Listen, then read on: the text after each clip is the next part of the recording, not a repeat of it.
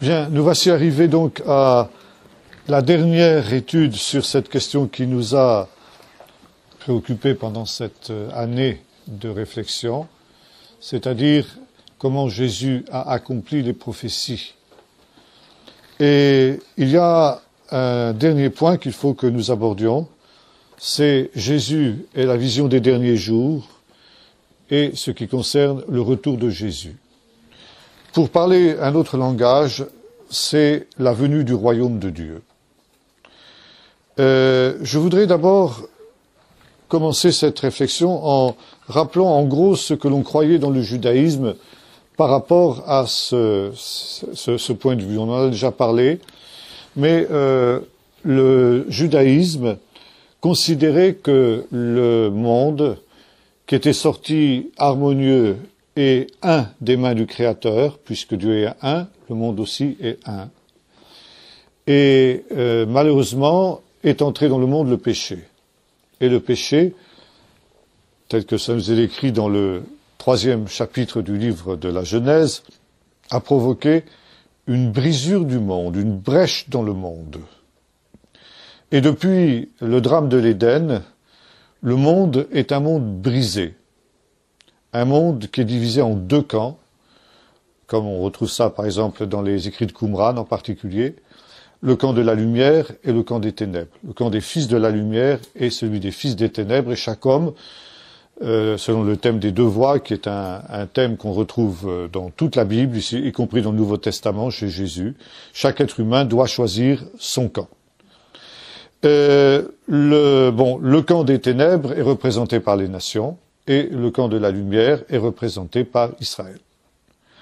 Évidemment, on dira que c'est un peu simpliste, mais c'est grosso modo l'idée que les Juifs s'en faisaient, et jusqu'à un certain point s'en font encore aujourd'hui aussi, par rapport justement à la situation actuelle du monde.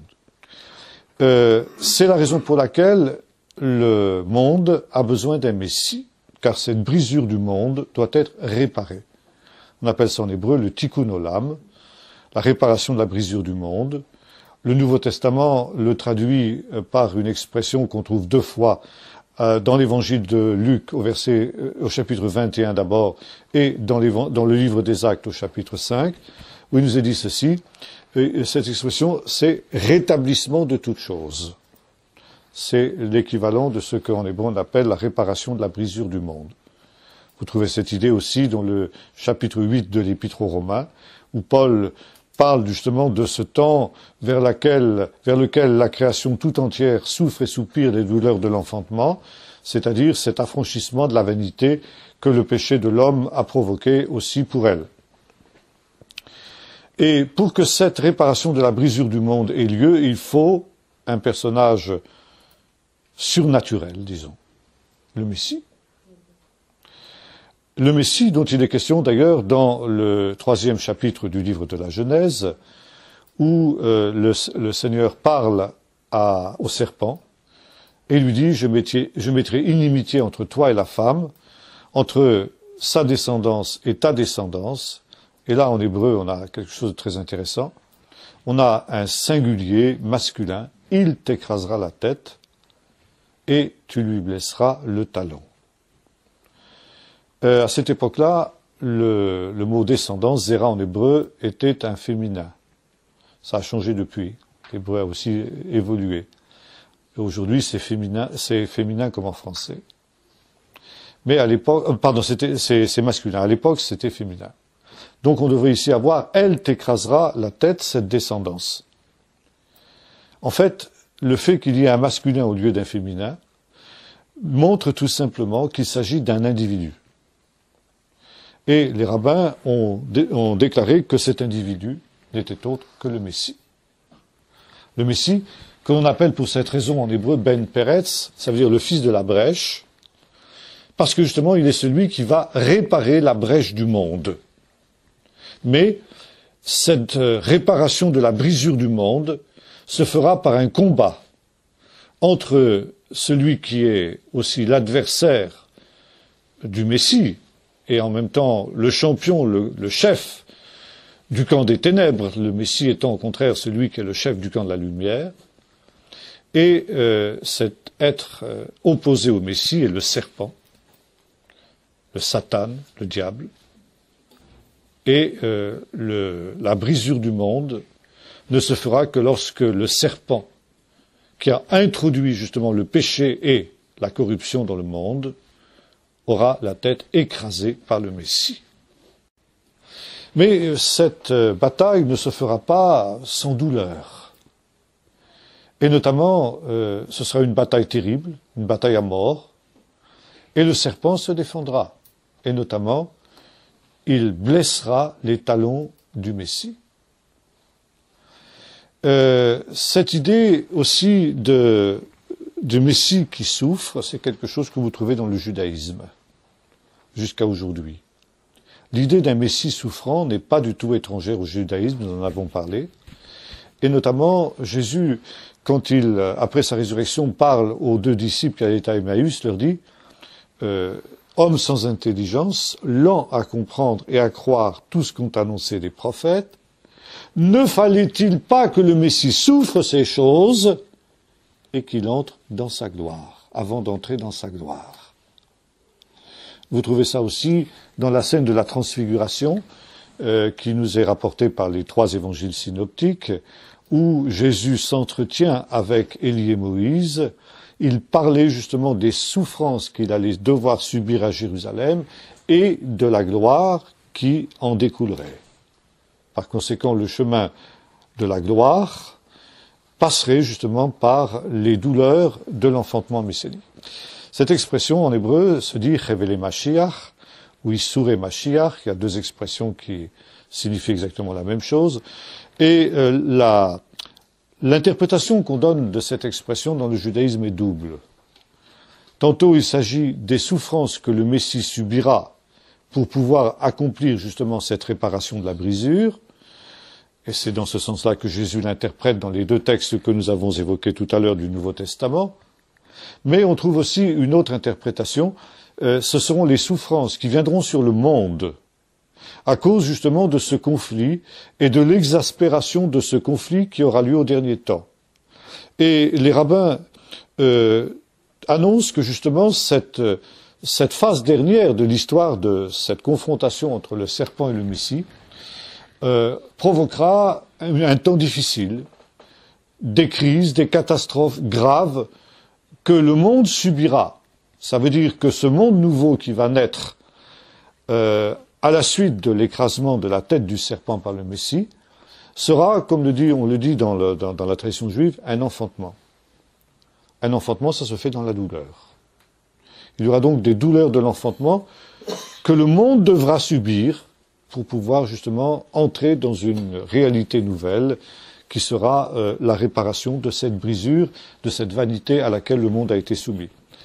Le texte que j'évoquais tout à l'heure dans Romains 8 reprend cette deuxième interprétation de l'expression des souffrances de l'enfantement messianique.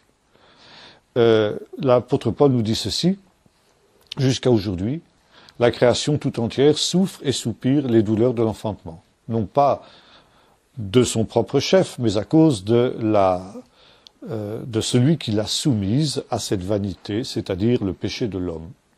Mais au moment où elle a été soumise à cette vanité, la création a cette espérance qu'un jour elle échappera à cette fatalité pour avoir part à la glorieuse liberté des enfants de Dieu. Et c'est quelque chose qu'on nous trouvait aussi chez les prophètes. Cette idée que le monde devra passer par des moments difficiles. On appelle cela, les prophètes ont appelé ça le jour de l'Éternel. Cette expression jour de l'Éternel, il ne s'agit pas évidemment d'un jour de 24 heures, mais d'une période de temps. Une période de temps au cours de laquelle Dieu va venir.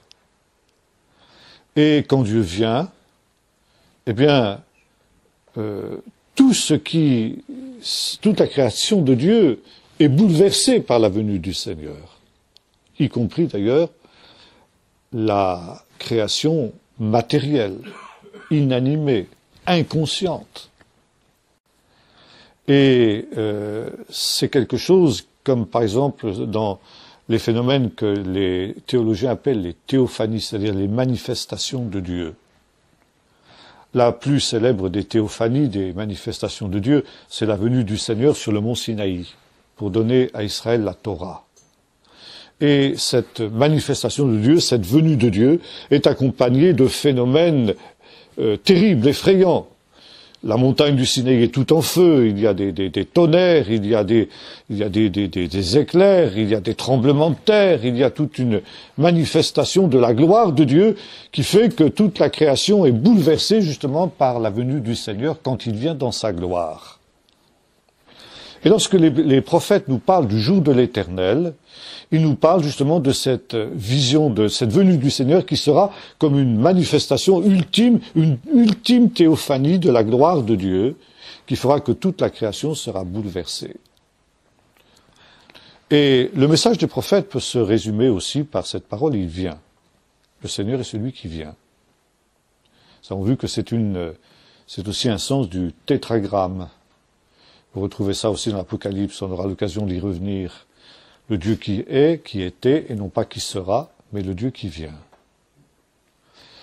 Et Dieu vient pour deux choses. Pour délivrer les justes et pour châtier les méchants. Ça veut dire le jour de l'Éternel sera une période de jugement. Et de là, dans le judaïsme, naît l'idée d'un jugement dernier, dont notamment les fêtes d'automne, on a eu l'occasion aussi d'en parler, sont une anticipation. Le jour de Kippour en particulier est une anticipation de ce jugement dernier, au cours duquel Dieu fera rendre compte de tous les hommes, de ce qu'a été leur vie, leur conduite et leur attitude justement pendant leur vie terrestre. Donc l'idée d'un jugement dernier, qui sera aussi un jugement des nations. Jugement des nations, puisque les nations sont le camp des ténèbres, le camp qui est animé par Satan, et aussi délivrance d'Israël, qui est le peuple des justes. Bien sûr, on se rend compte qu'il y a là un manichéisme un peu simpliste, et déjà les prophètes aussi l'avaient réalisé, et un prophète comme Amos en particulier mettra en garde ceux qui attendent le jour de l'Éternel. Il dira, qu'attendez-vous du jour de l'Éternel ? Vous attendez ce jour de l'Éternel comme si c'était un temps où Israël va être délivré, mais attention, le jour de l'Éternel, il sera ténèbres et non pas lumière. Il ne suffit pas d'appartenir au peuple d'Israël pour avoir l'assurance que l'on va être sauvé. Il faudra être trouvé dans une situation où on sera juste aux yeux de Dieu. Et c'est pourquoi les prophètes, quand ils parlent du jour de l'Éternel, exhortent le peuple à la repentance. Repentance est un mot-clé du vocabulaire biblique et du vocabulaire des prophètes en particulier. Et tout le message des prophètes peut se résumer au travers de ce mot « repentez-vous ». Et la repentance a, dans la vision des prophètes, une signification eschatologique. Ça veut dire que c'est une attitude, la seule attitude valable que l'on doit prendre en face de l'imminence de la venue du Seigneur et de l'imminence des jugements de Dieu. Tout homme est injuste, tout homme est souillé, et par conséquent, tout homme risque d'avoir part à ce jugement terrible qui marquera cette ultime venue du Seigneur au dernier jour. Et le seul moyen d'échapper à ce jugement, c'est de se repentir. Ça veut dire de mettre sa vie en ordre, d'abandonner et délaisser son péché pour s'efforcer de pratiquer la justice. Et cette attitude de repentance est en phase avec ce qui est le caractère de Dieu. Si Dieu est un juge juste, parce qu'il est juste justement, il se doit de juger le péché et le pécheur, mais Dieu est aussi un Dieu miséricordieux, compatissant. Et quand il voit sa créature qui se repent de son péché, il pardonne. Et le jour de l'Éternel sera aussi marqué par la venue du pardon de Dieu. Du pardon de Dieu pour ceux qui se seront repentis. Comme j'ai eu l'occasion de le dire ces jours derniers, dans un séminaire que je faisais ici, jusqu'à la venue de Jésus, jusqu'à la venue du Messie, le pardon pour le peuple d'Israël n'était pas une réalité, c'était une promesse. Et cette promesse était caractérisée notamment par le fait que les sacrifices d'animaux, en quelque sorte, n'avaient pas, comme le dira l'Épître aux Hébreux, la capacité de pardonner le péché. Mais en quelque sorte, c'était une anticipation, une promesse que celui qui se repentait aujourd'hui, dans ce temps où le pardon de Dieu n'était pas encore manifesté, aurait part, au temps du jugement dernier, au pardon qui alors serait manifesté par le Seigneur pour ceux qui se seraient repentis. Et les sacrifices, le rituel des sacrifices qu'il y avait dans le temple, était un temps où le Seigneur ne pardonnait pas le péché, mais supportait le péché. Vous avez ça, par exemple, dans la révélation, dans la théophanie dont Moïse est l'objet. Vous savez, quand après l'affaire du veau d'or, Moïse dit au Seigneur, montre-moi ta gloire.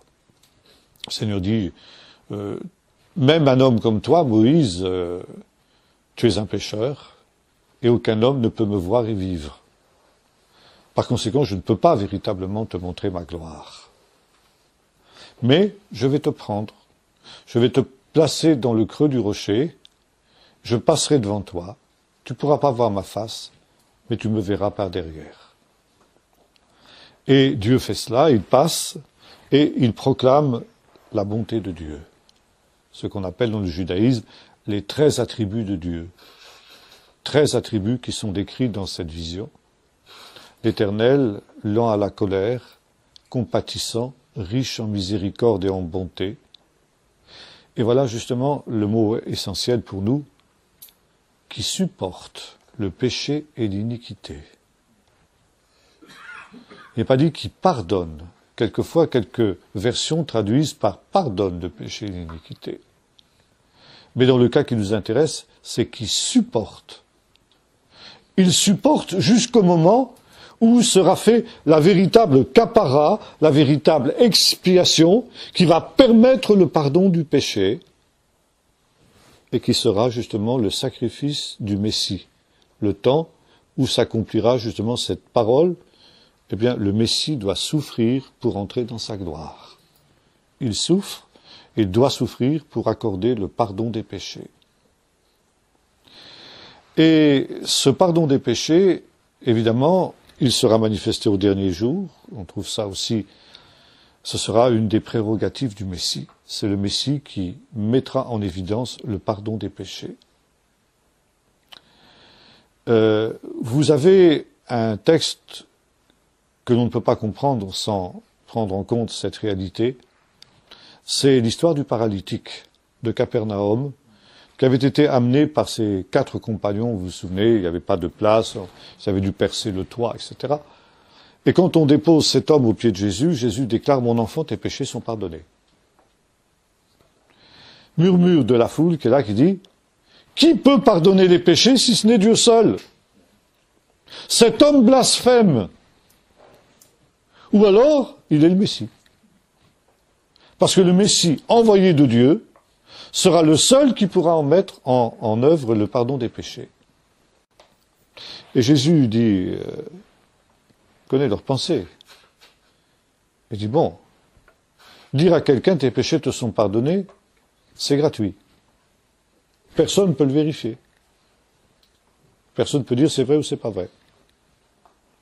Mais pour que vous sachiez que moi, le Fils de l'homme, ça veut dire le Messie, le Fils de l'homme c'est le Messie, pour que vous sachiez que le Fils de l'homme, le Messie, a le pouvoir de pardonner les péchés, lève-toi et marche, je donne un signe visible de ce miracle invisible, qu'est le pardon des péchés de cet homme.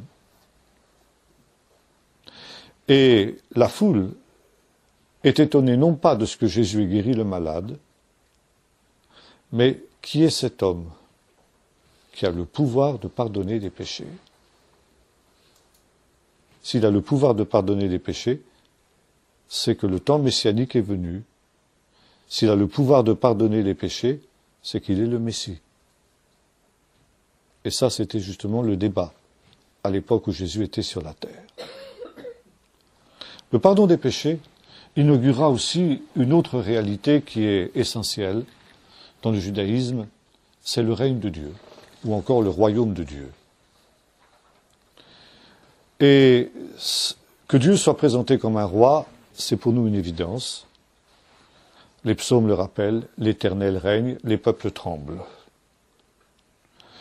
Mais il y a un vieux commentaire qu'on trouve du chapitre 1er de la Genèse, où il nous est dit que quand Dieu crée le ciel et la terre au commencement, il y avait des ténèbres à la surface de l'abîme, l'Esprit de Dieu se mouvait au-dessus des eaux. La terre était tohu vohu. Et les sages d'Israël ont cru discerner dans ces 4 expressions, la terre était informe, vide, il y avait des ténèbres à la surface de l'abîme, dont 4 réalités. Tohu vohu, c'est-à-dire informe et vide, ténèbres, abîme. Et ces 4 expressions qu'on trouve dans les premiers versets du livre de la Genèse représentent les 4 empires par lesquels le serpent va se manifester pour empêcher la venue du règne de Dieu. Tohu, c'est Babylone. Bohu, c'est la Perse. Ténèbres, c'est la Grèce, qui répandra, disent les sages d'Israël, les ténèbres de ses soi-disant lumières au monde entier. Et le 4e abîme, c'est Rome, le 4e empire. Pourquoi est-il appelé abîme? Parce que c'est un empire nihiliste, qui ne croit en rien, qui monte de l'abîme et qui va à l'abîme, qui retourne à l'abîme, qui n'a d'autre idéal que sa propre force, la force brute, on dirait aujourd'hui la force de sa technologie, qui est finalement la seule valeur qui reste aujourd'hui dans notre monde, qui lui aussi est devenu un monde nihiliste. Et ça, Israël nous dit, aussi longtemps que subsistent les 4 empires, Dieu ne règne pas vraiment. Parce qu'il a justement des opposants. Et l'œuvre du Messie, ça va être justement, parce qu'après, il est dit, quand il y a ces 4 empires, des ténèbres à la surface de l'abîme, et Dieu dit qu'il y ait de la lumière. Et on pose la question, quelle est cette lumière, puisque les astres ne sont créés que le 4e jour? Et la réponse, c'est la lumière du Messie. Le Messie est la lumière. Et c'est le 5e royaume qui sera le royaume de Dieu, le règne de Dieu. Ça veut dire qu'il faut d'abord que l'histoire humaine se déroule, que se déroule la succession des empires humains animés par l'adversaire, animés par le serpent, et au temps de la fin, quand viendra le Messie, le Fils de l'homme de Daniel, qui mettra fin aux 4 empires, alors Dieu régnera pleinement. Le premier texte dans la Bible où il est question que Dieu règne, c'est dans le chapitre 15 du livre de l'Exode, ce qu'on appelle le cantique de la mer, c'est-à-dire ce cantique qui a été chanté par le peuple d'Israël après la traversée de la mer Rouge. Et le cantique de la mer s'achève par cette parole, « L'Éternel régnera d'éternité en éternité ». Ça veut dire qu'au moment où le peuple d'Israël a traversé la mer Rouge, il reconnaît que Dieu a manifesté son règne, a manifesté sa souveraineté. Il l'a fait comment? De 2 manières. En donnant, on pourrait dire, le coup de grâce à l'empire égyptien qui s'était opposé à la délivrance du peuple d'Israël. En engloutissant les chars de l'Égypte dans la mer, il a manifesté qu'il est plus puissant que les empires humains, que le plus puissant des empires de l'époque. L'Égypte, c'était l'Amérique de l'époque. Et en anéantissant la force militaire de l'Égypte, Dieu montre qu'il est plus puissant. Et Israël, quand il voit les chars et les cavaliers de Pharaon engloutis dans la mer, dit « L'Éternel règne ». Mais Dieu a manifesté son règne aussi d'une 2e manière. Il a triomphé de la mer. Il a obligé la mer à s'ouvrir.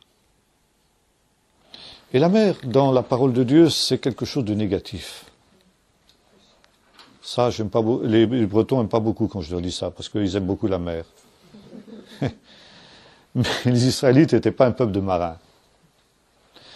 Et pour eux, la mer, c'était un élément instable, c'était un élément qui représentait le chaos, les vagues, etc., l'instabilité, qui représentait le tohu-bohu qu'il y avait au commencement, qui représentait la mort. La mer, c'est le domaine des puissances démoniaques. Vous avez un texte dans le chapitre 28 du livre du prophète Ésaïe qui nous dit ceci, qui nous parle de ce jour de l'Éternel. Et le prophète nous dit ceci, dans ce temps-là, le Seigneur frappera de sa dure et grande épée le Léviathan, le monstre qui est dans la mer. Il frappera le serpent fuyard, ce serpent qui se cache au cœur des mers. Le serpent, c'est le serpent de l'Éden. Le serpent dont le Messie doit écraser la tête. Et le domaine, justement, de ce serpent, nous l'avons vu, c'est la mer. Et, en quelque sorte, au temps de la fin, Dieu renouvellera ce qui s'est passé au moment du miracle de la mer Rouge. Quand Dieu a séparé la mer, quand il a obligé la mer à ouvrir un chemin pour le peuple d'Israël, il a vaincu cette puissance qu'est la mer. Il a vaincu la puissance de la mort. Il a vaincu les puissances du chaos. Il a vaincu même le monstre qui est dans la mer, ce serpent qui a entraîné cette brisure du monde dont nous avons parlé tout à l'heure. Et quand il voit la mer qui s'ouvre, cette victoire, le peuple d'Israël dit « l'Éternel règne ». Et à partir de ce moment-là, le peuple d'Israël assimile le jour de l'Éternel avec la venue du règne de Dieu. Dieu vient dans son règne, et quand il viendra dans son règne, il mettra tous ses ennemis sous ses pieds. Le jour de la venue du Seigneur, le jour de l'Éternel, sera un jour où le Seigneur viendra avec gloire et puissance, et tout ce qui se mettra au travers de sa route ce jour-là sera impitoyablement balayé par cette puissance extraordinaire du Seigneur, de sa souveraineté qui sera alors révélée, qui sera alors manifestée. Et cette souveraineté de Dieu, nous la retrouvons aussi dans un texte du prophète Ésaïe, qui est le chapitre 52, verset 7. Il dit ceci, qu'ils sont beaux sur les montagnes, les pieds du messager de bonne nouvelle, de celui qui annonce la paix, qui annonce le bien, qui annonce le salut, et qui dit à Sion, ton Dieu règne pour toujours. C'est le résumé de ce que nous appelons l'Évangile. Et les commentateurs de ce texte, les sages d'Israël qui ont commenté ce texte, disent ça, c'est un texte qui a à voir avec les temps messianiques. Qui sont beaux sur les montagnes, les pieds du messager de bonne nouvelle. Messager de bonne nouvelle, on peut aussi le traduire du messager de l'Évangile, bonne nouvelle, Evangelion, ça signifie bonne nouvelle en grec, comme Mashmiah Tov en hébreu, c'est exactement la même signification. Par conséquent, le messager de bonne nouvelle, c'est le Messie. Le Messie qui vient, et qui sera justement cette manifestation de la venue du règne de Dieu. Ce Dieu qui viendra au dernier jour avec gloire et puissance, viendra en la personne du Messie. Et le Messie sera ce lieutenant de Dieu qui manifestera cette puissance illimitée du Seigneur. Il vient sur les montagnes. Alors on pose la question, qu'est-ce que c'est les montagnes? La réponse, ce sont les prophètes. Les prophètes sont considérés comme des géants, comme des montagnes. Dans le psaume 120, il est dit « Je lève les yeux vers les montagnes, d'où me viendra le secours ». Et on traduit dans la tradition juive « Je lève les yeux vers les prophètes ». Ce sont les prophètes qui vont aider Israël dans son exil à tenir ferme. Le secours va venir de ces montagnes par lesquelles le Seigneur se révèle. Et quand il est dit « le Messie vient sur les montagnes », ça veut dire il vient conformément aux prophéties. Il va accomplir les prophéties. Et qu'est-ce qu'il vient justement? Pourquoi est-il un messager de bonne nouvelle? Parce qu'il annonce la paix, le shalom, Ça veut dire, le shalom, c'est plus que ce que nous appelons la paix, nous. C'est-à-dire, il annonce le rétablissement de toutes choses. Il annonce la réparation de cette brisure du monde dont nous avons parlé tout à l'heure. Et la venue du Messie sera ce temps du rétablissement de toutes choses. C'est une bonne nouvelle. C'est pourquoi tout à l'heure, quand nous venions dans la voiture, nous parlions avec quelques sœurs du sujet de l'année prochaine, l'Apocalypse. Ils disaient, l'Apocalypse, c'est effrayant, disait quelqu'un. Mais non, l'Apocalypse, c'est une bonne nouvelle. C'est une bonne nouvelle. Ton Dieu, il annonce la paix. Ça veut dire, cette réparation de la brisure du monde, le Messie vient pour justement réparer toute chose. Il annonce le salut. Et il dit à Sion, ton Dieu règne pour toujours. Et quand vous lisez l'Évangile, il nous est dit ceci. Jésus commença à prêcher après son baptême par Jean, et il disait, repentez-vous, car le royaume des cieux est proche. Il prêchait l'Évangile, ça veut dire il prêchait la bonne nouvelle. Et la bonne nouvelle, c'est justement ce que nous disait le prophète Ésaïe. Il dit à Sion, ton Dieu règne pour toujours. Ça veut dire, il proclame le règne de Dieu, le royaume de Dieu.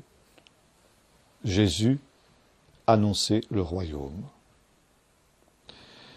Et ce royaume de Dieu, il devait être justement accompagné par la repentance, nous l'avons vu tout à l'heure.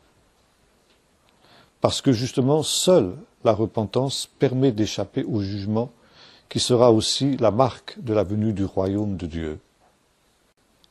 Jean-Baptiste aussi mettait en garde en disant, bien voilà, il a son van à la main, il nettoiera son aire, il engrangera le grain dans les greniers, mais il brûlera la paille dans un feu qui ne s'éteint pas. Sous cette image agricole très compréhensible des agriculteurs de l'époque de Jean, Jean annonçait justement ce grand tri qui serait marqué par la venue du Messie, les justes qui seraient sauvés et les injustes qui seraient brûlés dans un feu qui ne s'éteint pas, le feu du jugement dernier dont nous parlions justement tout à l'heure. Et Jean était envoyé à Israël justement pour appeler Israël à la repentance. Puisque le royaume est imminent, puisque ce temps du jugement est imminent, il faut s'y préparer par la repentance. Et Jean prêchait le baptême de la repentance pour justement échapper à ces choses, pour le pardon des péchés, pour que l'on puisse entrer dans le royaume de Dieu, mais dans le camp des justes. Et Jésus, donc, ici, annonçait lui aussi la repentance comme condition pour entrer dans le royaume. Très intéressant que Jean il nous écrit, Jean prêchait le baptême de la repentance en vue du pardon des péchés. Pourquoi? Nous l'avons vu tout à l'heure. Parce que, à ce moment-là, le pardon des péchés n'était encore qu'une promesse. Et la repentance, elle serait contemporaine de la venue du royaume de Dieu, et par conséquent, se repentir, c'était avoir la certitude que quand le temps serait venu, on recevrait le pardon des péchés. Maintenant, justement, ce pardon des péchés, il devait aussi concerner le monde entier. Nous avons vu tout à l'heure qu'il y avait une dichotomie un peu simpliste entre Israël et les nations. Israël assimilé au camp des justes et les nations assimilées au camp des pécheurs. Or, justement, de nombreux textes de la Bible montraient que Dieu se souciait des nations. Dieu s'est soucié des nations dès le commencement.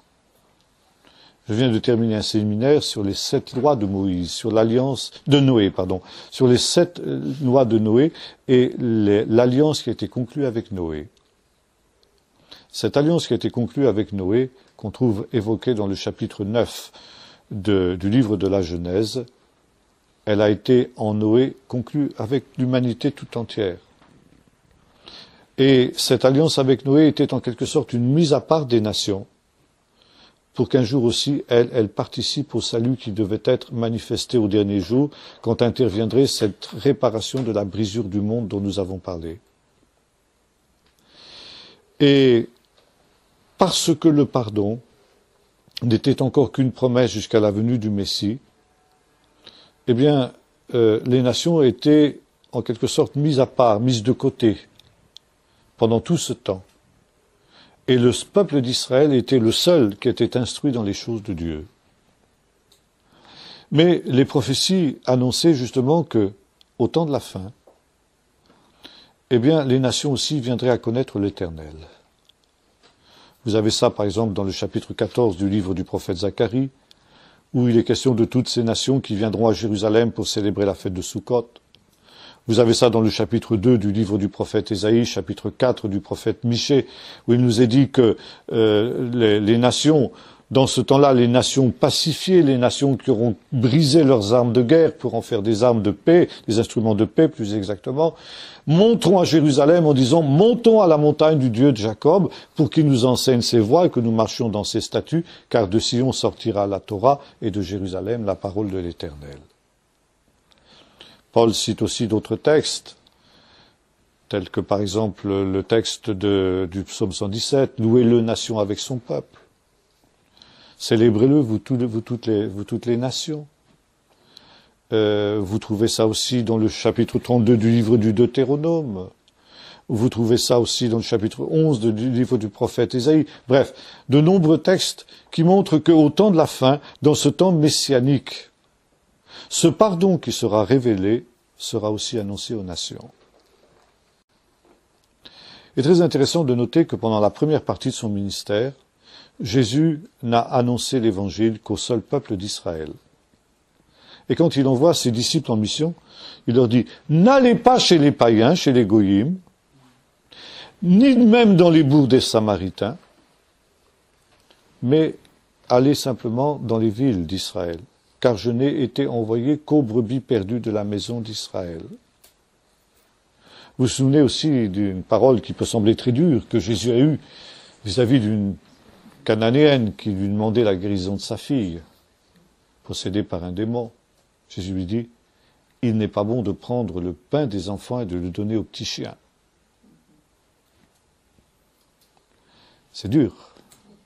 Hein? Ça veut dire, les enfants, c'est Israël, et les goïms, les non-juifs, c'est les petits chiens. Et pourquoi justement cette attitude de Jésus ? Parce qu'encore une fois, le pardon des péchés n'avait pas été effectué. Et ce n'est qu'après la croix, après la résurrection, que Jésus dit à ses disciples, maintenant, allez prêcher la bonne nouvelle à toutes les nations.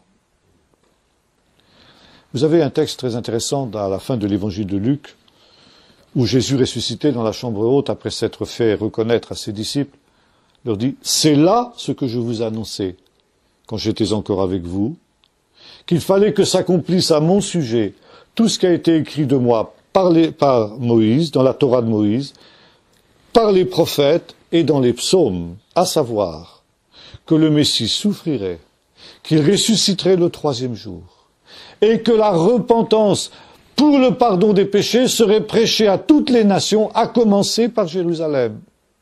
Vous êtes témoins de ces choses, ainsi que le Saint-Esprit qui a été promis. Et là, nous avons justement cette grande période que Jésus décrit ici, au travers d'une expression qu'il emploiera dans l'évangile de Luc, le temps des nations. Ça veut dire un temps qui va être donné aux nations pour qu'elles aient l'occasion d'entendre, elles aussi, l'évangile, et qu'elles aient l'occasion de recevoir la bonne nouvelle. Et ces nations, qui jusqu'alors avaient été mises à l'écart par le Seigneur, nous l'avons vu, eh bien, vont aussi devoir se déterminer par rapport à cette bonne nouvelle. Jésus dit, celui qui croira et qui sera baptisé sera sauvé, mais celui qui ne croira pas sera condamné. Ça veut dire ici, nous sommes dans la perspective de ce jugement. Jésus, par sa première venue, inaugure le temps messianique et le royaume de Dieu. Le royaume de Dieu est présent en sa personne. Et parce que le royaume de Dieu est présent, eh bien, le pardon des péchés aussi est manifesté, il est présent, il est devenu réel. Il était à l'état de promesse, il est maintenant devenu en Jésus une réalité. Et ça veut dire que le royaume de ce monde, eh bien, le royaume de Satan lui échappe à partir de maintenant. Et la preuve qu'il échappe à Satan, c'est que les prisonniers de Satan sont libérés par la puissance de Jésus. Satan tenait des hommes enchaînés. Comment? Eh bien, par le péché, par la maladie, par la souffrance, par la possession démoniaque, et enfin par la mort. Et quand Jean-Baptiste demande à Jésus, es-tu celui qui doit venir ou devons-nous en attendre un autre? Jésus répond et dit à Jean, allez voir, allez lui raconter ce que vous voyez. Les aveugles voient, les sourds entendent, les boiteux marchent, les morts ressuscitent, les démons sont chassés et la bonne nouvelle est annoncée aux pauvres.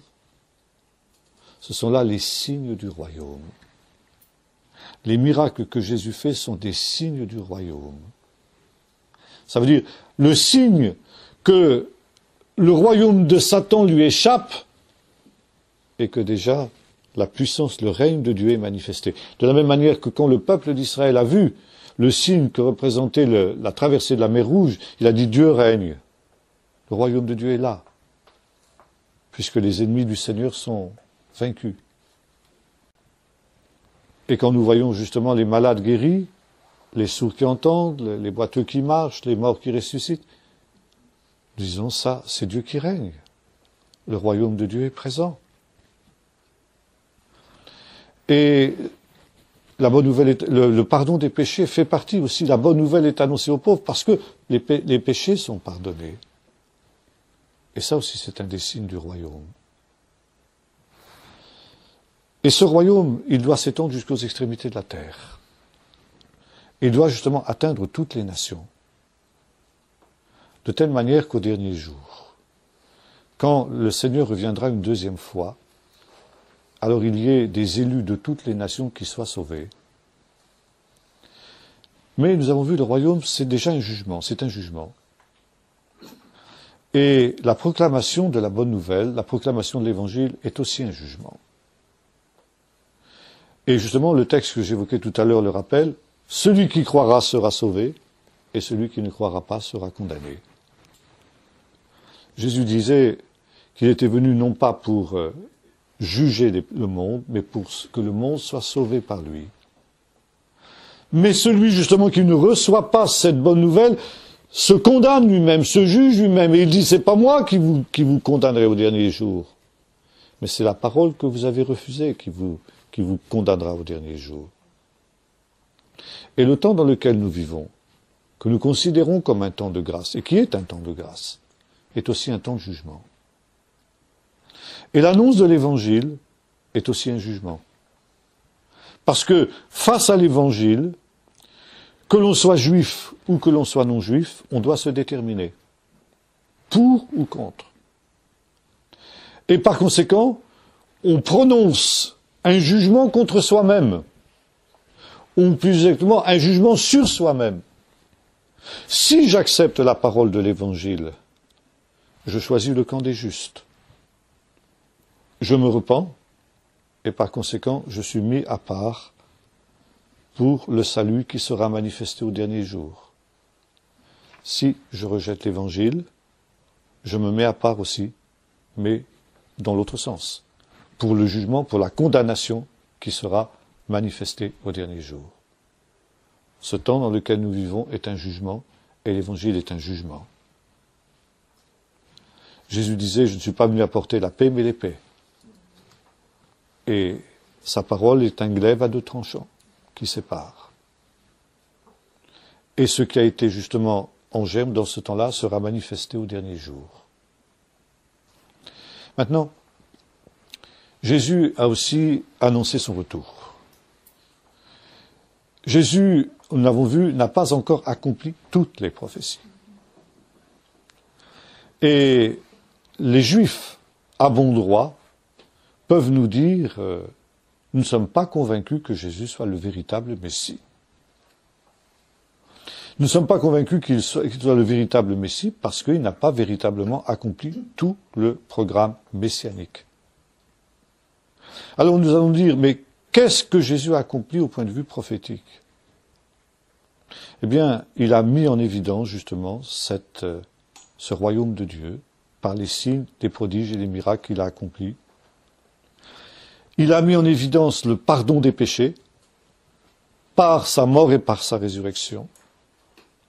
Et un des signes les plus, comment dirais-je, les plus importants que Jésus a donné de sa messianité, c'est justement la prédication de l'évangile aux païens. Ça, c'est justement le grand signe. C'est pourquoi c'est un des thèmes essentiels du Nouveau Testament, cette proclamation de l'évangile aux païens. Cet évangile qui est justement déjà pour les nations un jugement, nous l'avons vu tout à l'heure, et qui est en relation avec le jugement dont les païens devaient être l'objet au dernier jour. Et cela justement en vue de ce qui sera manifesté dans les ultimes moments de l'histoire de l'humanité. Et lorsque Jésus reviendra, ce qui était en germe sera pleinement manifesté chez les uns et chez les autres. Et ce rassemblement aura lieu justement au son du chauffard, nous est-il dit, dans une situation que la Bible appelle le festin eschatologique, le festin des noces de l'agneau. Ça aussi, les Juifs croyaient qu'au dernier jour, il y aurait un festin. Vous trouvez ça, ce texte, dans un passage d'Ésaïe, chapitre 24, où il nous est dit « Le Seigneur sur cette montagne prépare pour tous les peuples, tous les peuples, voyez-vous déjà cette idée aussi, un festin de mets succulents. » Et sur cette montagne, où Dieu a dressé ce festin, Dieu anéantit le voile qui recouvre tous les peuples. Dieu anéantit la mort pour toujours. Donc ici, nous sommes vraiment dans la perspective des choses dernières. Un festin où la mort est anéantie. Un festin où la brisure du monde est réparée.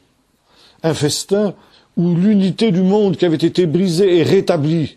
Où les ennemis, le dernier ennemi, la mort, comme dira l'apôtre Paul dans le premier chapitre aux Corinthiens, chapitre 15, la mort est aussi anéantie pour toujours. Et Paul cite ce verset d'ailleurs dans ce texte d'1 Corinthiens 15. Et ce qui est intéressant, c'est que tous les peuples participent aussi à ce festin eschatologique. C'est toute l'humanité réconciliée. Et Jésus aussi a prophétisé à peu près cela aussi dans une autre parabole. Quand il dit, citant le psaume 107, « Il en viendra de l'Orient, de l'Occident, du Nord et du Sud. Ils se mettront à table dans le royaume de Dieu avec Abraham, Isaac, avec les patriarches et les prophètes et les justes. Mais quelques-uns des fils du royaume seront jetés dehors, là il y aura des pleurs et des grincements de dents. » C'est le psaume 107 qui dit « Béni soit l'Éternel qui a rassemblé son peuple du nord, du sud, de l'est et de l'ouest. » Et Jésus considère que ce peuple racheté n'est pas simplement le seul peuple d'Israël, mais qu'il est composé aussi de justes des nations.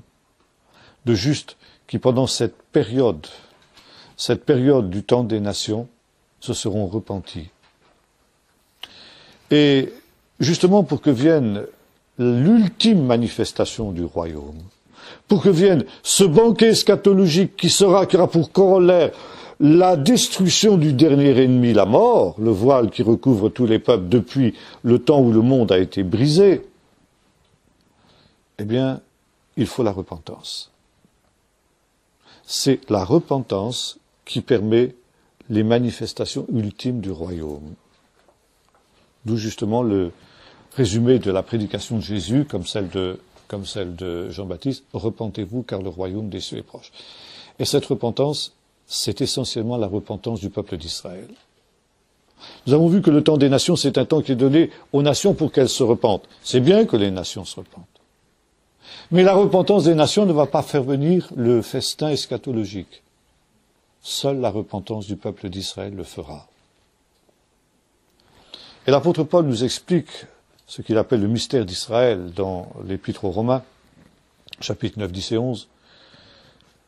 où les Romains lui ont posé la question, mais pourquoi Dieu a-t-il permis que le peuple d'Israël refuse l'Évangile dans sa majorité? Et Paul répond d'une manière très paradoxale, très choquante, c'est Dieu lui-même qui l'a voulu. C'est Dieu qui a endurci le cœur du peuple d'Israël. Alors, il y a objection immédiate. Mais comment Dieu peut-il punir le peuple d'Israël si c'est Dieu qui l'a amené là où il est? Si c'est Dieu qui l'a endurci? Bon, Paul dit, attention, c'est pas aussi simple que ça. Mais ça joue, ça fonctionne comme si c'était ça. Ça veut dire, l'endurcissement du peuple d'Israël, il entre d'une manière mystérieuse dans le plan de Dieu. Parce que si le peuple d'Israël s'était repenti avant que vous, les païens, vous soyez convertis, vous n'auriez pas été sauvés. Alors Dieu a endurci le cœur de son peuple par amour pour vous, les païens, pour vous donner ce long temps de grâce où vous pouvez vous convertir et vous repentir. De telle manière qu'au dernier jour, quand le peuple d'Israël sera sauvé, vous soyez sauvés avec le peuple d'Israël. Et vous participiez avec le peuple d'Israël à ce festin des noces de l'agneau. Que vous mettiez à table avec Abraham et tous les prophètes, etc., et les patriarches et les justes. Et que vous échappiez à cette malédiction de la mort. Mais quand ce temps aura pris son terme, quand arrivera la plénitude des païens, c'est un terme mystérieux, qu'est-ce que Paul veut dire exactement par là, on ne comprend pas très bien.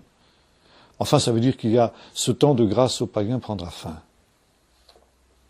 Et à ce moment-là, eh bien, tout Israël se repentira. Tout Israël sera sauvé. Jésus avait dit au peuple d'Israël, vous ne me verrez plus désormais jusqu'à ce que vous disiez, béni soit celui qui vient au nom du Seigneur. Ça veut dire jusqu'à ce que vous vous repentiez.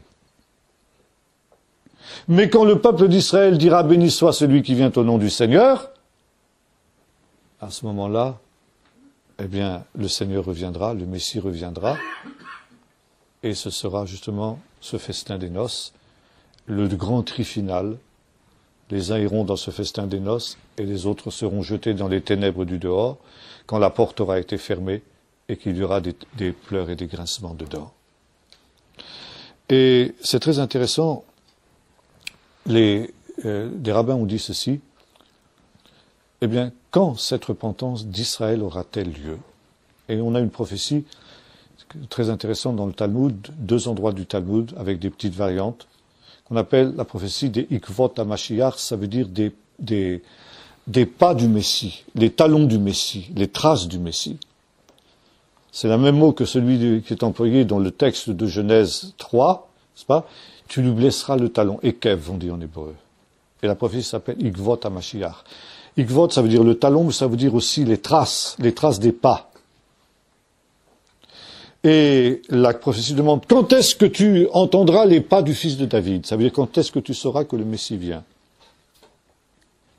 Quand tu verras la terre d'Israël ravagée, quand tu verras les synagogues abandonnées, quand tu verras le péché dont on se moquera, les gens ne croiront plus au péché, quand tu verras les chefs qui seront corrompus, etc. Quand tu verras les guerres, les bruits de guerre, quand tu entendras ces tumultes des peuples, des nations qui monteront contre le Golan, qui monteront contre Jérusalem, qui monteront contre différentes parties du pays, alors tu sauras que le Messie arrive. Mais auparavant, c'est très intéressant. Il faudra que le monde entier ait été rempli par la minute. Minute, c'est un sigle, Ma'amine Yeshua Notzri, ça veut dire les croyants en Jésus le Messie. Ça veut dire le christianisme. Il faudra que le monde entier ait été rempli par le christianisme. Les rabbins ont dit ça dès le 2e siècle après Jésus-Christ. C'est formidable, hein? Et voilà, dans ce temps-là, quand le monde entier aurait été rempli par la minute, par le christianisme, eh bien, nous aurons une situation tellement dramatique ici dans ce pays que nous n'aurons plus personne vers qui nous tourner si ce n'est vers notre Père qui est dans les cieux. Ça veut dire que nous nous trouvons dans une situation où nous devrons crier à Dieu, où nous devrons nous repentir, alors Dieu nous enverra le Messie. Bon, inutile de vous dire ce qui se passe aujourd'hui. On est exactement dans cette situation. Et aujourd'hui, on voit de plus en plus des calicots en Israël qui ont cette phrase. Dans ce temps-là, il ne nous restera plus aucun recours si ce n'est de nous tourner vers notre Père qui est dans les cieux. Donc nous arrivons dans ce temps. Et je terminerai en disant ceci. Finalement, ce temps est le paroxysme de ce combat, de cette bataille qui a commencé dans le jardin d'Éden, entre le serpent et le fils de la femme, et qui trouvera justement son accomplissement dans ce grand retour d'Israël, non seulement dans son pays, mais également à son Dieu, à son Messie, et qui marquera la fin de l'histoire, la venue du règne de Dieu. Ton roi vient, et c'est aussi quelque chose qu'en tant que chrétiens, nous avons à redécouvrir et à reprendre, pour lequel nous avons à reprendre conscience. Il vient sur les nuées, et c'est comme ça que se termine le livre de l'Apocalypse, nous en parlerons l'an prochain, Dieu voulant. Celui qui entend dise viens. Et l'épouse et l'esprit disent viens, que celui qui entend dise amen. Viens Seigneur Jésus, ça veut dire qu'il se prépare. Voilà ce que je voulais vous dire ce soir. Nous allons prier, si vous voulez, puis on pourra avoir 2 ou 3 questions avant de terminer. Seigneur, merci de nous rappeler que tu es celui qui vient pour établir ton royaume. Tu es ce messager de bonnes nouvelles qui vient conformément aux prophéties. Tu as déjà accompli beaucoup de prophéties, mais tu veux accomplir les ultimes prophéties. Séparer les justes d'avec les méchants. Et préparer ce festin des noces de l'agneau, anéantir la mort pour toujours, et rassembler tous les justes dans ce royaume que tu vas bientôt révéler et que tu vas bientôt manifester. Merci pour ce temps de grâce que tu nous as donné de 2000 ans, au cours duquel, Seigneur, des multitudes sur toute la terre, conformément à ce qui avait été annoncé par les prophètes, ont pu se tourner vers toi et être sauvés. Merci aussi, Seigneur, d'avoir permis que pendant ce temps, ton peuple d'Israël soit endurci, pour que cette occasion d'entendre ta parole, d'entendre cette bonne nouvelle nous soit donnée, pour que nous puissions aussi participer au même privilège que celui qui a été le leur. Et maintenant, Seigneur, nous voyons ces temps ultimes où ton peuple commence ainsi à se tourner vers toi et à dire « Béni soit celui qui vient au nom du Seigneur ». Nous savons, Seigneur, que à cause de ces choses, le temps est proche. Et, Seigneur, nous te prions pour que nous puissions prendre au sérieux la parole des prophètes, la parole de l'Évangile, la parole de Jésus, de Jean-Baptiste, repentez-vous, car le royaume des cieux est proche. Seigneur, que, purifiant nos vies de toutes choses vaines, nous puissions avoir la certitude d'être trouvés prêts quand tu viendras, pour entrer dans la salle du festin des noces, et ne pas trouver la porte fermée. Nous te le demandons au nom de Jésus. Amen. Voilà, quelques questions, si vous voulez, avant de terminer.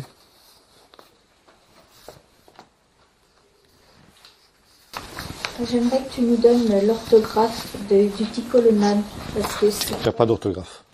Bah oui, tu nous dis toujours ça, mais c'est compliqué. Vous l'écrivez comme vous voulez. T-I-K-O-U-N ou U-N, comme vous voulez. D-I. T-I, Tikkun, Tikkun. Ça c'est l'écrivez phonétiquement. Je suis fatigué. Tikkun, c'est réparation, olam, du monde. Olam, c'est le monde. Olam, c'est le monde en hébreu. Le monde, l'univers, tout ça. Ouais. Quand tu dis que tout Israël sera sauvé, il n'y aura pas d'exception, comme il y aura des exceptions dans les païens. Justement, j'ai eu l'occasion de discuter à fond de cette question avec à la télévision romande il y a quelques jours de cela avec un pasteur amillénariste. Et il disait, ben oui, puisque il y a donc dans l'Épître aux Romains cette question que la plénitude jusqu'à ce que la plénitude des nations soit entrée, alors tout Israël sera sauvé. On estime en général que la plénitude des nations, alors non, il ne traduisait pas par plénitude, il disait la totalité des nations.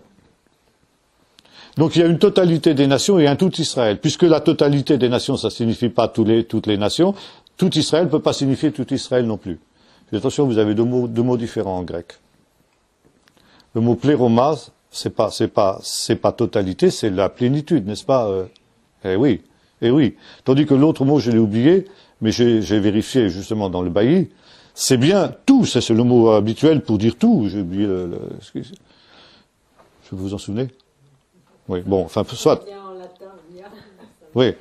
Donc, si vous voulez, là, vous avez deux mots différents. Paul dit, jusqu'à ce que la plénitude des nations soit entrée. Qu'est-ce qu'il veut dire exactement? Je ne sais pas.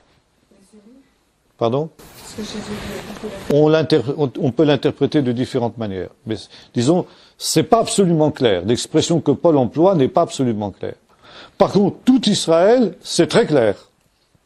Encore une fois, le mot tout en grec, ici, c'est le mot habituel pour le mot tout. Je sais pas, moi, tous les jours, vous dites tous les jours, tout le jour, etc. C'est ce mot-là que vous employez. Là, il n'y a aucune ambiguïté possible sur ce mot. Mais il y a quand même des choses... Excuse-moi, il n'y aura pas d'exception dans le peuple d'Israël. Quelques-unes peut-être, mais ce sera vraiment l'infime minorité. Attendez, notre sœur d'abord, après je vous... Dans les derniers temps, avant, juste au moment où le Messie va revenir, il posera ses pieds sur la montagne des Oliviers, il y a cette cassure qui va se faire d'est en ouest, et là il est dit qu'ils seront... Alors, est-ce que c'est une image de ce qui s'est déjà passé avant? Parce qu'apparemment, dans ça, ils disent que Israël va être attaqué, ils vont être... sous le tranchant de l'épée, mais on a l'impression que c'est quelque chose qui va se passer au moment, juste avant que le Messie ne revienne. Donc, c'est un peu compliqué de voir ça. Oui, alors justement, j'ai expliqué tout à l'heure, la venue du Seigneur sera précédée par ce qu'on appelle le temps des douleurs, révélé Mashiach, les souffrances de l'enfantement messianique. Mais ceux qui seront morts, ils seront sauvés ou pas? S'ils ont cru en Jésus. Il y a une chose qui doit être très claire. Attendez. Une chose qui doit être très claire. Oui, justement. Une chose qui doit être très claire. Paul, dans l'Épître aux Romains, nous dit que personne, juif ou non juif, ne peut être sauvé en dehors de la foi en Jésus. Celui qui croit à la vie, celui qui ne croit pas est condamné. Qu'on soit juif ou qu'on ne soit pas juif. Quand on dit tout Israël sera sauvé, ça veut dire évidemment tout Israël vivant au moment de la venue de Jésus qui croira. Ceux qui sont morts dans l'incrédulité sont pas compris dans ce tout-là, c'est évident. Oui, alors qu'est-ce que c'est que, par rapport à tout ça, qu'est-ce que c'est que le petit reste? Alors le petit reste, c'est le reste d'Israël qui a cru dès à présent. Il y a toujours eu. Justement, c'est la question que les Romains ont posée à Paul est celle-ci. Je l'ai dit tout à l'heure. Comment se fait-il que ce peuple d'Israël, par lequel nous avons reçu la Bible, nous avons reçu le salut, nous avons reçu Jésus, nous les païens, comment se fait-il qu'au moment où nous les païens, nous avons reçu tout cela, Israël ne l'a pas reçu. Israël l'a rejeté. Paul dit attention. Il y a deux limites à ce que vous dites là. Il y a une limite dans le temps, ça veut dire l'endurcissement d'Israël aura une fin, quand la plénitude des païens sera rentrée, et une limite dans l'espace. Parce que s'il n'est pas vrai de dire qu'Israël a rejeté le Messie, une partie d'Israël, la plus grande, on est bien d'accord, mais une partie. Parce que dit l'apôtre Paul, il y a eu un reste dans l'élection de la grâce. Ne serait-ce que pour une bonne simple raison. Moi, Paul, je suis quand même juif, il ne faut pas l'oublier non plus. Les apôtres sont juifs, comme je l'ai dit dans ce séminaire que j'ai fait ici ces jours derniers. Pendant au moins 10 ans, l'Église n'a été composée que de juifs, jusqu'à la conversion de Corneille. C'est après que les juifs sont devenus minoritaires. Mais au début, ils étaient majoritaires. Alors, le reste, c'est ça, justement. C'est ça. Il y a toujours eu un reste. Alors évidemment, le problème, c'est que nous, ensuite, après la période constantinienne en particulier, quand un juif se convertissait, comme on disait, c'est une expression à bannir, à exclure totalement, ça veut dire un juif change de religion, donc tu n'es plus juif, tu es chrétien. Je vais vous donner un exemple. Il y a quelques temps de ça, j'étais dans une église du sud de la France, et j'avais prêché un peu là-dessus, le matin au culte. Et après le culte, une femme vient me voir, me dit, écoutez, voilà, je vous remercie, tout ça, moi, je suis juive, et voilà, j'aurais une demande à vous faire. D'abord, il dit, est-ce que vous croyez que, bien que j'ai cru en Jésus, je reste juive pour autant? Mais je lui dis à 100%. Elle dit, est-ce que vous pourriez dire ça cet après-midi, publiquement? Si vous avez l'occasion de glisser ça, une ou deux phrases sur ce sujet dans votre message, ça me rendrait bien service. Parce que mes frères et sœurs en la foi non juifs disent que puisque je suis maintenant chrétienne, je ne suis plus juive. Vous comprenez? Alors c'est pour ça, on oublie qu'il y a un reste. Mais la présence de cette femme, il y en avait deux aussi là, ces jours derniers qui sont venus aussi me dire à peu près la même chose. Une qui me disait, écoutez, moi j'appartiens à une famille orthodoxe, des juifs orthodoxes. Alors ils comprennent pas que je sois maintenant une croyante en Jésus, et ils trouvent que je suis trop chrétienne. Et puis j'ai mes frères et sœurs dans mon église qui trouvent que je suis trop juive. Vous voyez, c'est une situation qui n'est pas facile parce que on a oublié que l'église c'était une réalité juive au départ. Mon professeur du Nouveau Testament à Jérusalem disait, il avait des formules comme ça, à l'emporte-pièce, très provocatrices. Il disait, le christianisme est une religion juive. Il avait raison. Il avait raison. Mais quelque part, il y a quand même une injustice par rapport au peuple juif, parce que si les pères de l'Église n'avaient pas provoqué ce rejet des Juifs, on ne serait peut-être pas là pour le dire, il serait au milieu de nous, il serait reconnu à part entière, bien sûr. Mais quelque part, Dieu est un Dieu juste, donc il peut réparer finalement les erreurs que les goïms ont fait. Amen, amen. Et justement, c'est bien pour ça, on est là pour ça.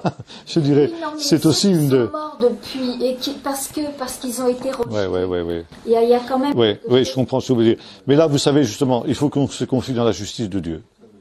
Vous savez, Dieu, nous sommes des hommes.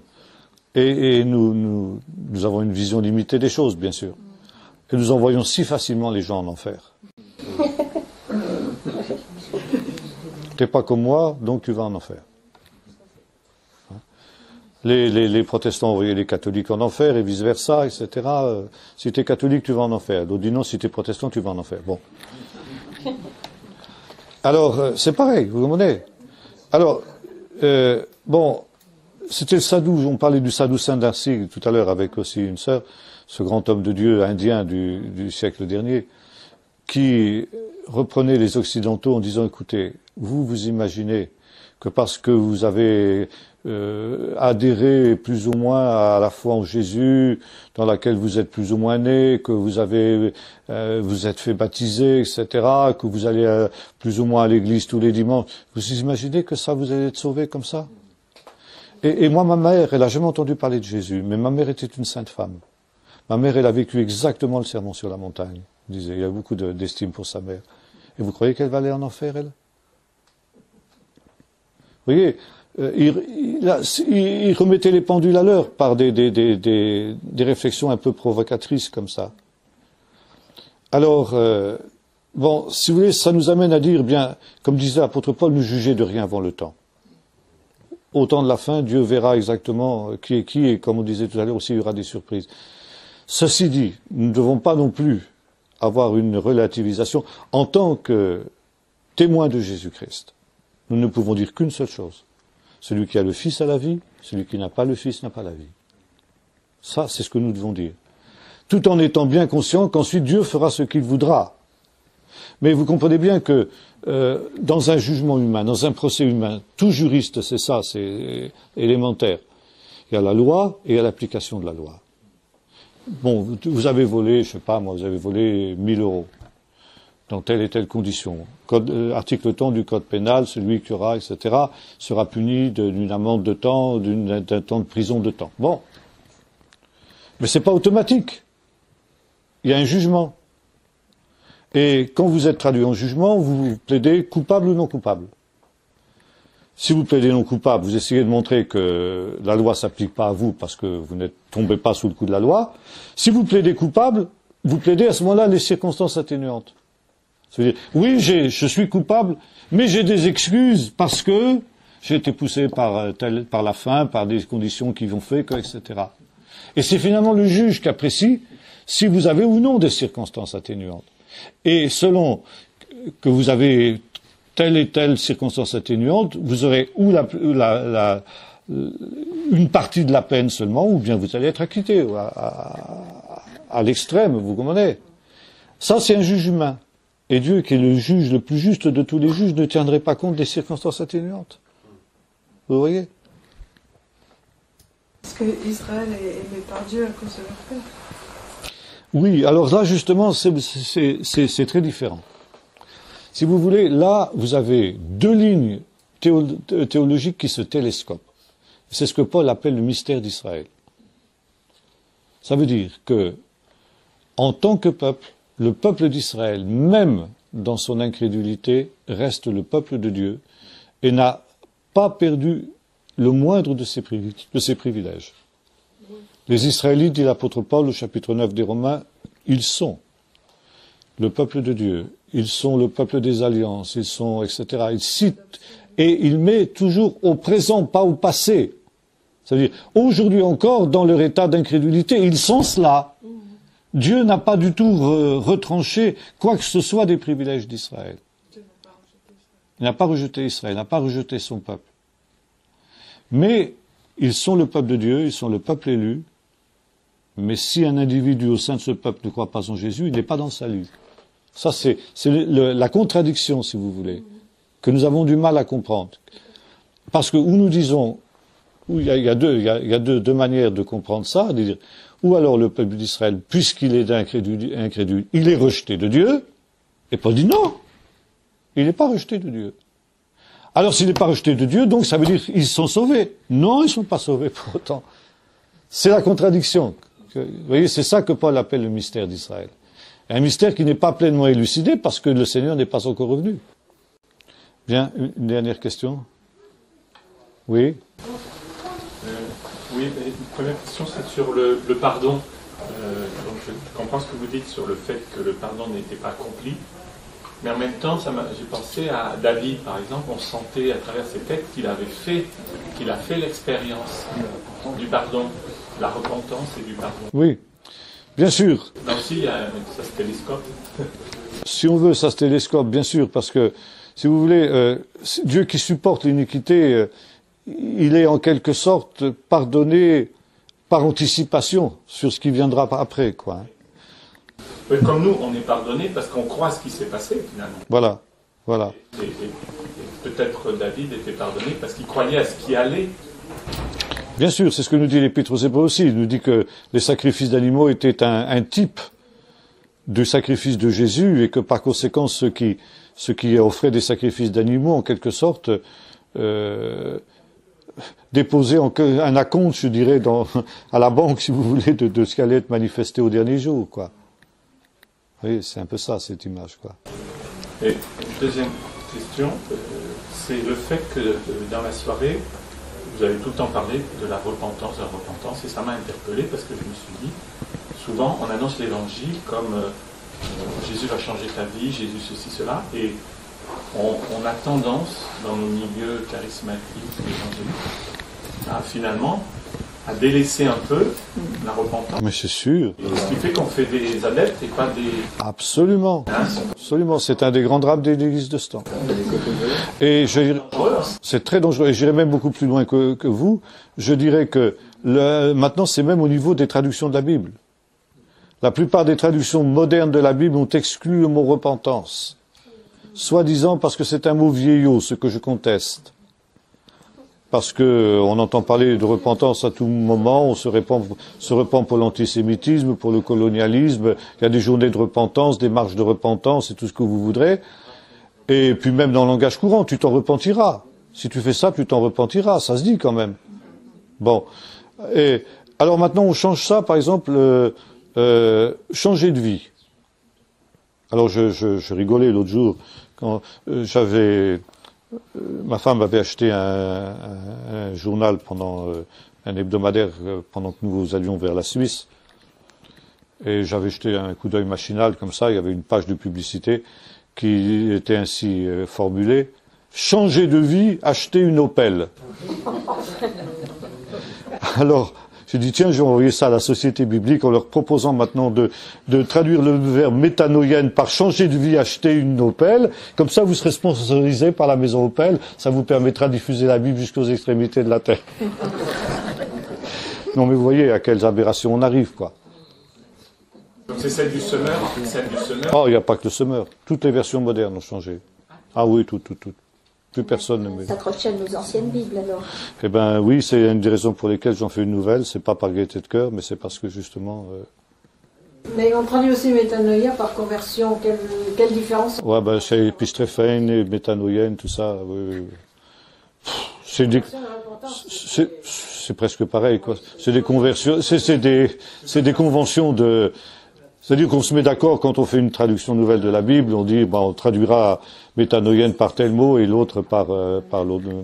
C'est tout, quoi. C'est quasiment des synonymes, quoi.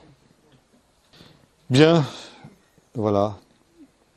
On va peut-être terminer par la prière. Seigneur, nous te remercions de cette année que nous avons pu passer à l'étude de ta parole. Nous te prions, Seigneur, que nous soyons de ceux qui serrent ta parole dans notre cœur pour ne pas pécher contre toi, notamment dans ces temps particuliers dans lesquels nous vivons. Nous présentons maintenant ce temps de vacances, Seigneur, que ce soit un temps de grâce, de ressourcement, de restauration pour chacun de ceux qui sont ici. Et aussi, Seigneur, nous te présentons cette nouvelle année de réflexion sur ce livre si important de l'Apocalypse qui aura lieu à la rentrée. Seigneur, nous te demandons de préparer déjà ces moments, de disposer nos cœurs et d'ouvrir notre esprit pour que nous comprenions ta parole au nom de Jésus. Amen.